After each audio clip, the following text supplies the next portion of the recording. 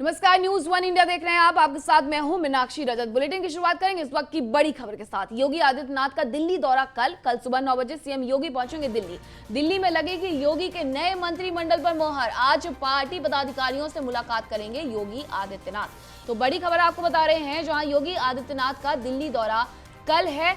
कल सुबह 9 बजे सीएम योगी आदित्यनाथ दिल्ली पहुंचेंगे और दिल्ली में योगी के नए मंत्रिमंडल पर मुहर लगेगी। आज पार्टी पदाधिकारियों से मुलाकात करेंगे योगी आदित्यनाथ। वहीं खबरें ये भी हैं कि कल मुख्यमंत्री योगी आदित्यनाथ प्रधानमंत्री नरेंद्र मोदी से भी मुलाकात करेंगे। आपको बता दें कि उनका ये दौरा आज ही था, लेकिन प्रधानमंत्री नरेंद्र मोदी 2 दिवसीय दौरे पर गुजरात में हैं। प्रधानमंत्री नरेंद्र मोदी कल जब आज वापस आ जाएंगे शाम में अपने दौरे से, तो उसके बाद कल ये बैठक होगी। कल प्रधानमंत्री नरेंद्र मोदी और मुख्यमंत्री योगी आदित्यनाथ की मुलाकात भी हो सकती है।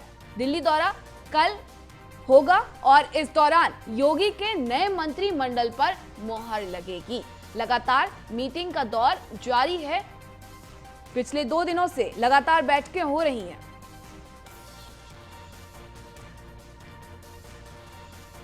और अधिक जानकारी के साथ हमारे संवाददाता एसके वाजपेयी लखनऊ से और पीयूष तिवारी दिल्ली से मेरे साथ जुड़ चुके हैं। एसके, देखिए, आज ये मीटिंग होने वाली थी, आज ये बैठक होने वाली थी और दिल्ली के लिए आज ही मुख्यमंत्री योगी आदित्यनाथ रवाना होने वाले थे, लेकिन कार्यक्रम में अब बदलाव कर दिया गया है।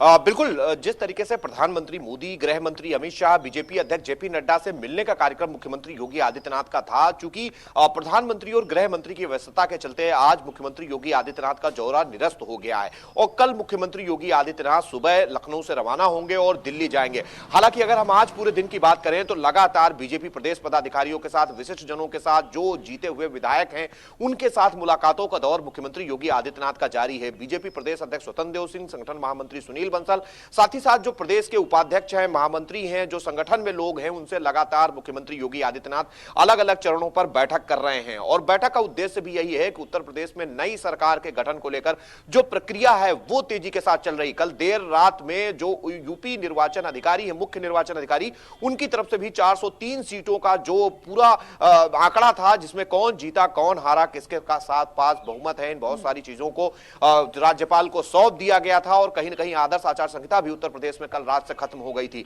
उसके बाद अब नई सरकार के जो गठन की प्रक्रिया है वो शुरू हो चुकी है और मुख्यमंत्री योगी आदित्यनाथ अपने पदाधिकारियों के साथ, संगठन के लोगों के साथ उन चीजों पर बात करने की कोशिश कर रहे हैं कि आखिर किस नेता ने कितना काम किया, किसने कितनी लोकप्रियता है, किसको आगे बढ़ाया जा सकता है, किस तरीके से अपना जो दूसरी टर्म का ये कार्यकाल है उसको आगे बढ़ाया जा सकता है। इन बहुत सारे विषयों को लेकर लगातार मुख्यमंत्री योगी आदित्यनाथ अपने संगठन के पदाधिकारियों के साथ बैठक कर रहे हैं और कहीं ना कहीं इस बैठक का मूल उद्देश्य यही है कि जो फीडबैक राजधानी जी दिल्ली से पीयूष तिवारी हमारे साथ जुड़े हुए हैं। पीयूष, देखिए, मुख्यमंत्री कल सुबह पहुंचेंगे योगी आदित्यनाथ, प्रधानमंत्री नरेंद्र मोदी से भी मुलाकात कर सकते हैं, संभव है क्या? कुछ खबरें, जानकारी है आपके पास?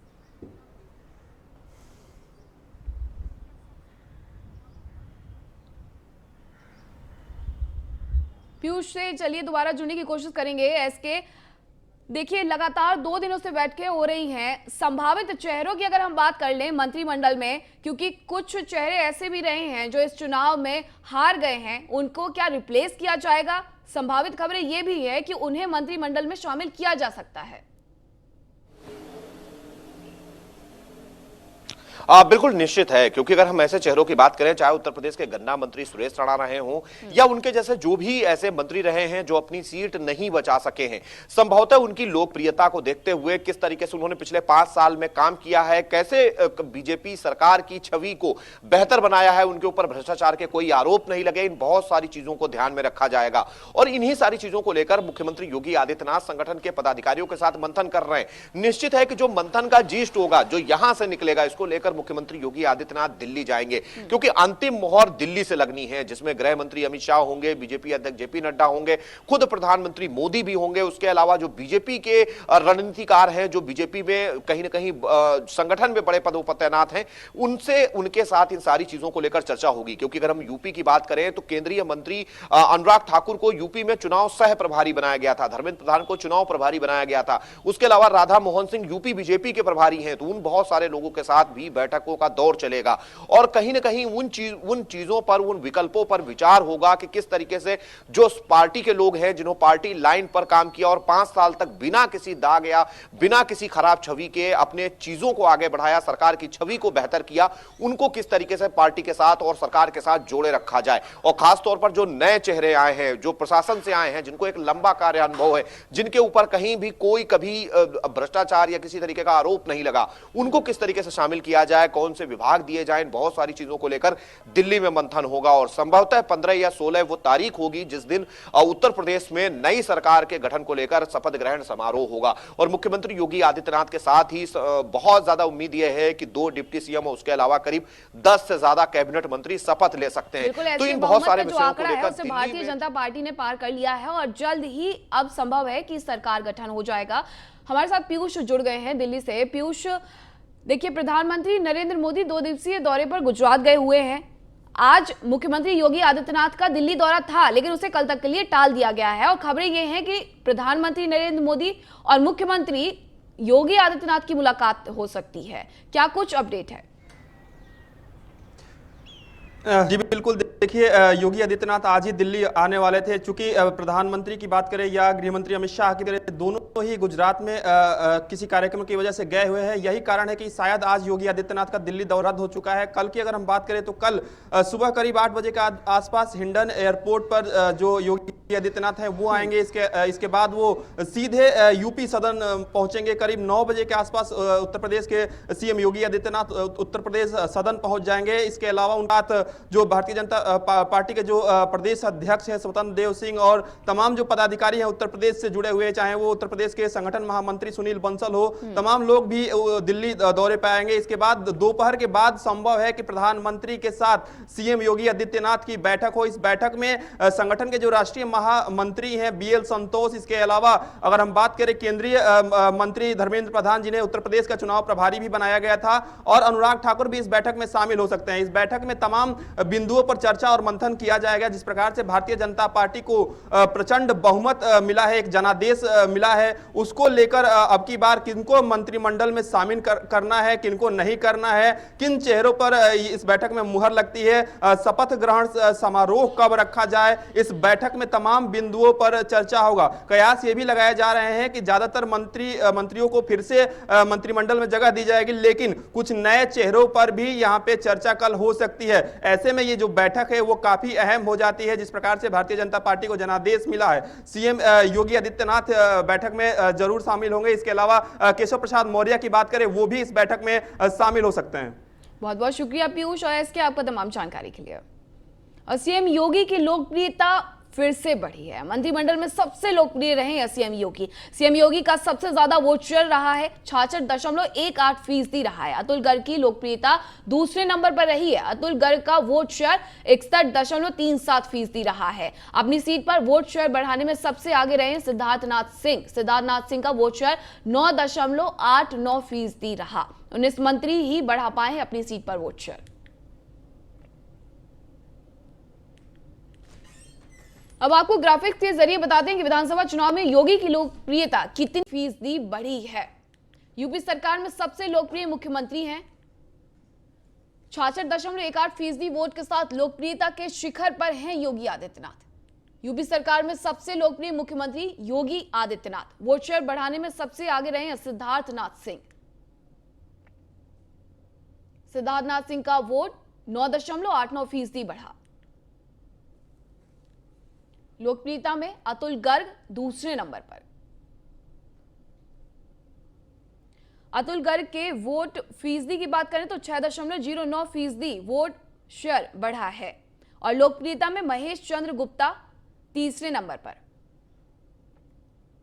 उनका वोट फीसदी 4.79% बढ़ा है। और सतीश महाना चौथे नंबर पर रहे हैं लोकप्रियता में। सतीश महाना के वोट 4.36% बढ़े। लोकप्रियता में कपिल देव अग्रवाल नंबर 5 पर हैं। और कपिल देव अग्रवाल के वोट 3.95% बढ़े हैं। खबर लखनऊ से। पार्टी पदाधिकारियों से मुलाकात का दौर शुरू हो गया है। बीजेपी संगठन के पदाधिकारियों से सीएम योगी मुलाकात कर रहे हैं। इस दौरान सीएम योगी के साथ बीजेपी प्रदेश अध्यक्ष स्वतंत्र देव सिंह और संगठन महामंत्री सुनील बंसल भी मौजूद हैं।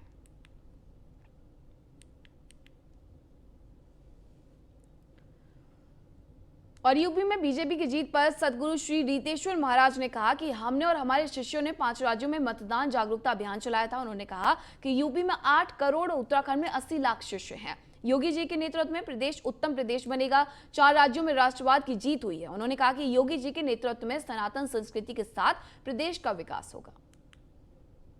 उत्तर प्रदेश समेत 5 प्रदेशों के जो विधानसभा चुनाव के नतीजे थे वो आ चुके हैं सामने, परिणाम भी सबके सामने आ चुके हैं। 5 प्रदेशों में से 4 प्रदेशों में भगवामय कहा जा सकता है कि वो 4 प्रदेश हुए हैं। इसी पर चर्चा करने के लिए हमारे साथ सदगुरु श्री रीतेश्वर जी महाराज हमारे साथ बातचीत करने के लिए मौजूद हैं।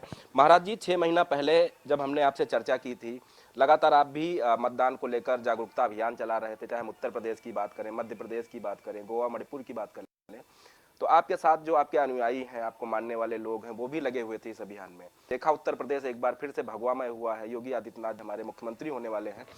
तो इस दौरान आपको तमाम लोगों ने आपका आशीर्वाद लिया, चाहे अनुराग ठाकुर की बात कर लें या अखिलेश यादव की बात करें। तो इस दौरान आपको क्या कुछ अनुभव हुआ इन 5 प्रदेशों में जब आपने मतदान जागरूकता अभियान चलाया? देखिए, भारत के लोकतंत्र में 5 वर्ष के बाद जो ये लोकतंत्र का महायज्ञ होता है, चाहे वो लोकसभा का हो या विधानसभा का चुनाव हो, मैं मानता हूं कि लक्ष्मी नारायण महायज्ञ या रुद्र यज्ञ से भी बड़ा ये यज्ञ है लोकतंत्र का यज्ञ।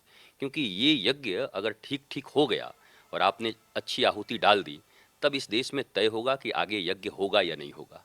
सदगुरु जी, अगर हम उत्तर प्रदेश की बात करें या उत्तराखंड की बात करें, तो उत्तर प्रदेश में जहां तक मेरी जानकारी है करीब 8 करोड़ के करीब आपके शिष्य हैं। उत्तराखंड की बात करें तो 70 से 80 लाख शिष्य वहां पर भी हैं। उत्तर प्रदेश में योगी आदित्यनाथ के नेतृत्व वाली सरकार बनने जा रही है, योगी जी भी महाराज हैं, तो 8 करोड़ जो शिष्य हैं वो भी लगातार आपके इस अभियान से जुड़े थे। देखिए, मैं एक बात कहता हूं, मैं शिष्यों की संख्या तो ठीक से जानता नहीं, और मैं भारत के पक्ष में, सनातन धर्म के पक्ष में, राष्ट्र के पक्ष में और जातिवाद के विरुद्ध पूरा भारत एक हो, इसके पक्ष में लगातार 25 वर्षों से अभियान चलाए हुए हूँ।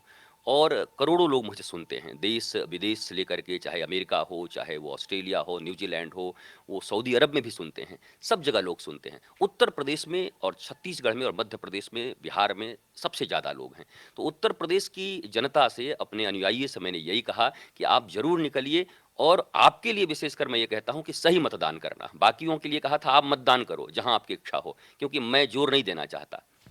तो हमारे साथ बातचीत कर रहे थे सदगुरु रीतेश्वर महाराज जी, जिनका साफ तौर पे कहना है कि 6 महीने निरंतर महाराज जी के साथ तमाम जो इनके शिष्य थे अलग अलग प्रदेशों में गए और लगातार लोगों से आह्वान किया कि राष्ट्र हित में उनका मतदान उतना ही जरूरी है जितना यज्ञ में आहुति देना होता है। तो कहीं ना कहीं सदगुरु जी का ये मानना है कि उत्तर प्रदेश में योगी आदित्यनाथ के नेतृत्व वाली सरकार उत्तर प्रदेश को उत्तम प्रदेश बनाएगी और उत्तर प्रदेश का जो विकास का ग्राफ है वो आगे ले जाएगी।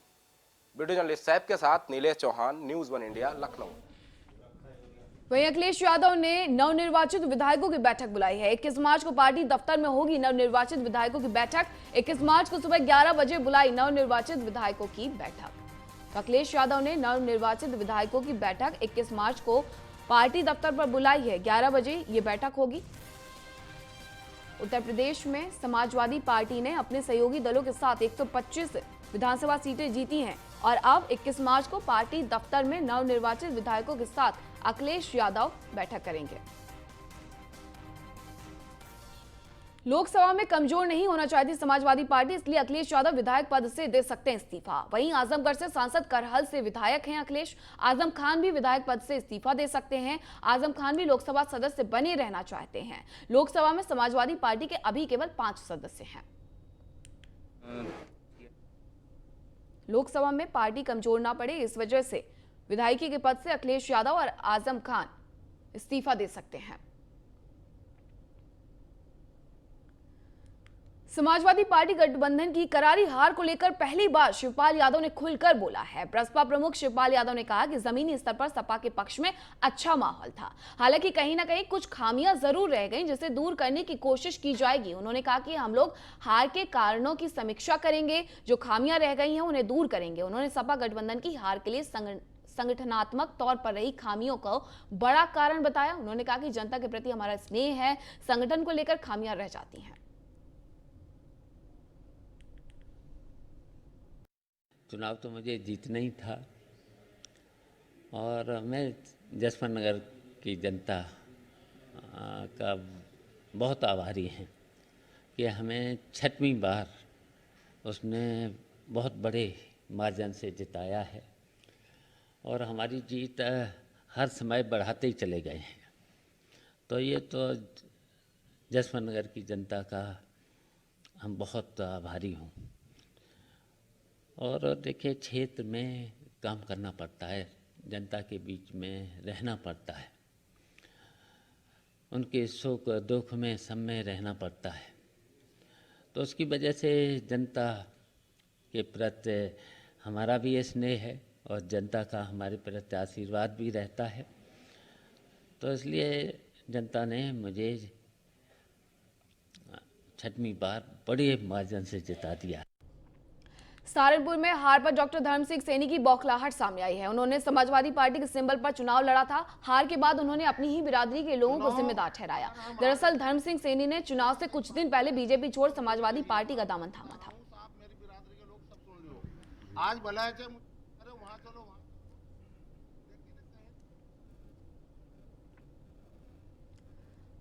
पल्लवपुरा थाना क्षेत्र के अभिनंदन होटल में पुलिस ने छापेमारी कर कमरा नंबर 208 से एक युवक और एक युवती को पकड़ा है। पकड़ी गई युवती मेरठ कॉलेज की छात्रा है और युवक आर्मी स्कूल का टीचर है। बताया जा रहा है कि आर्मी स्कूल के प्राइमरी विंग के टीचर देवेश स्कूल से छुट्टी लेकर गए थे। होटल मालिक ने बताया कि ये दोनों पहले भी होटल में आते रहे हैं। फिलहाल पुलिस दोनों को पकड़कर थाने ले गई है।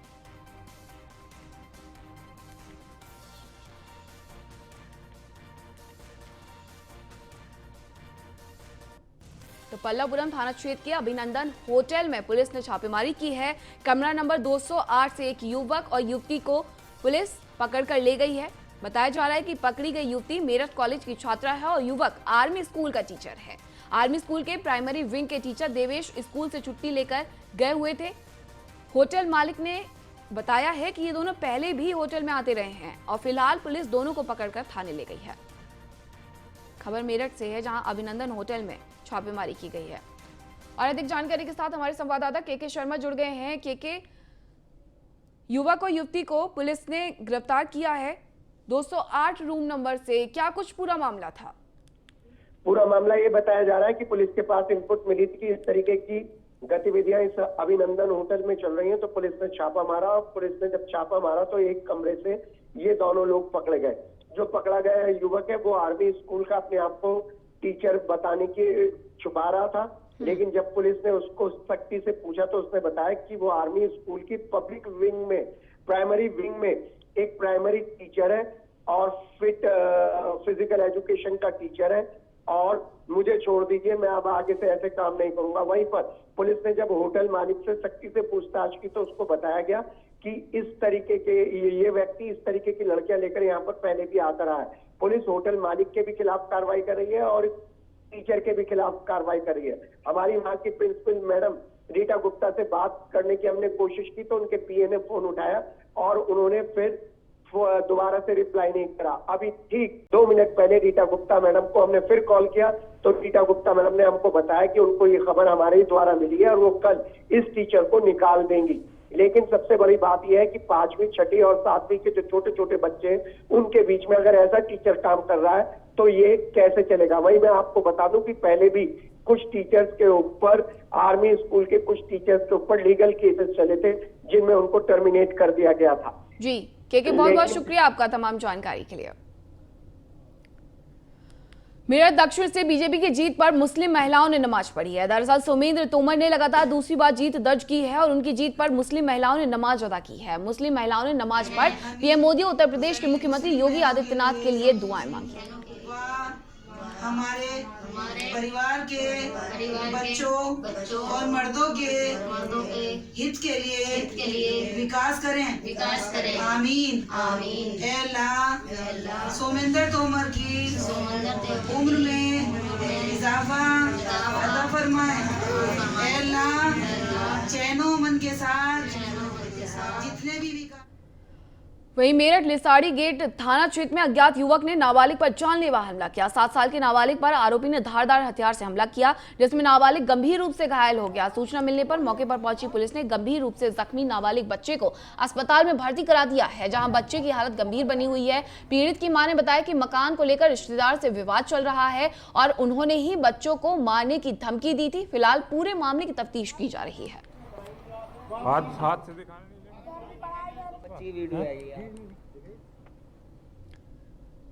खबर बुलंदशहर से, जहां गुड़ कारोबारी की इलाज के दौरान मौत हो गई है। गुस्साए व्यापारियों ने बंद का ऐलान कर दिया है। बुगरासी चौराहे पर दुकानदारों ने जाम लगाया। मौके पर भारी पुलिस बल की तैनाती की गई है।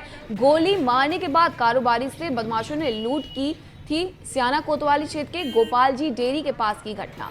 तस्वीरें में देख सकते हैं कि गुस्साए व्यापारी सड़क पर उतर आए हैं और हंगामा कर रहे हैं। वहीं पुलिसकर्मी उन्हें समझाने बुझाने के लिए पहुंचे हुए हैं। आपको बता दें कि गुड़ व्यापारी की लूटपाट के दौरान गोली मार करके हत्या कर दी गई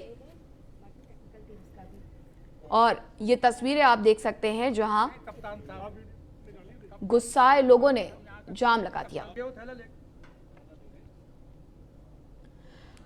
खबर बरेली से, जहां एक बार फिर पैसों रुपयों के लेन देन को लेकर हत्या हुई है। मामला सिरौली थाना क्षेत्र का है, जहां दोनों रिश्तेदारों ने रुपए के लेन देन को लेकर गोली मारकर हत्या कर दी। गोली लगने से युवक तेजपाल की मौके पर ही मौत हो गई। वहीं पुलिस ने मुख्य आरोपी आराम सिंह समेत 2 लोगों को गिरफ्तार कर लिया।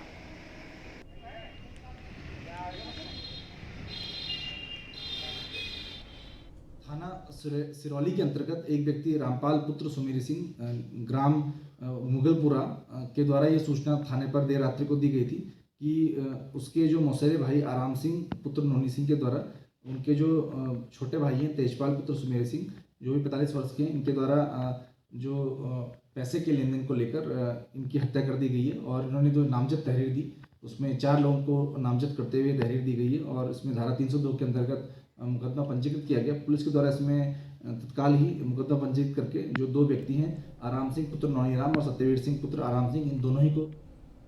अंबेडकर नगर में जमीनी विवाद को लेकर खूनी संघर्ष हुआ, जिसके चलते 14 लोग गंभीर रूप से घायल हो गए। घायलों को अस्पताल में भर्ती करवाया गया। एक बिस्वा जमीन को लेकर विवाद हुआ था। 2 पक्षों के बीच जमकर लाठी और डंडे चले। पूरा मामला उमरी भवानीपुर गांव का है।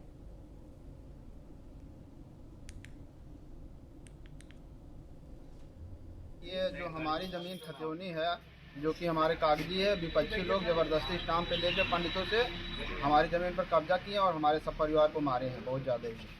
रामपराग मेरे पिताजी हैं, जनक भाई हैं, मिथुन भाई हैं, शुभम मेरे भाई हैं, मूर्ता देवी मेरी माता हैं और मैं स्वयं शिवम।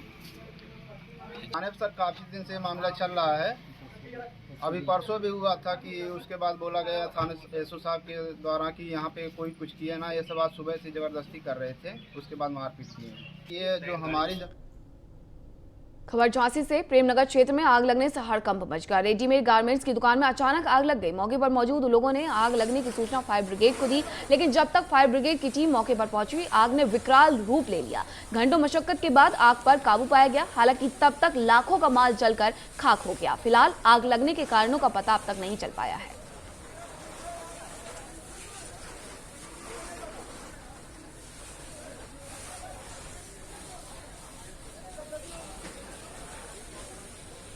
सो रहा था अपने घर पे, मेरे एक दोस्त का फ़ोन आया 4:30 पौने 5 के समथिंग कि एक दुकान में आग लग गई है रोड पे। तो ये दुकान हमारे क्षेत्र की बहुत अच्छी खासी, काफ़ी माल भरा हुआ होता है, इसमें उनका बहुत नुकसान हो गया। और मैंने जब आके देखा तो दमकल विभाग वाले आग बुझा रहे थे, लेकिन तब तक वो सारी दुकान जल चुकी थी।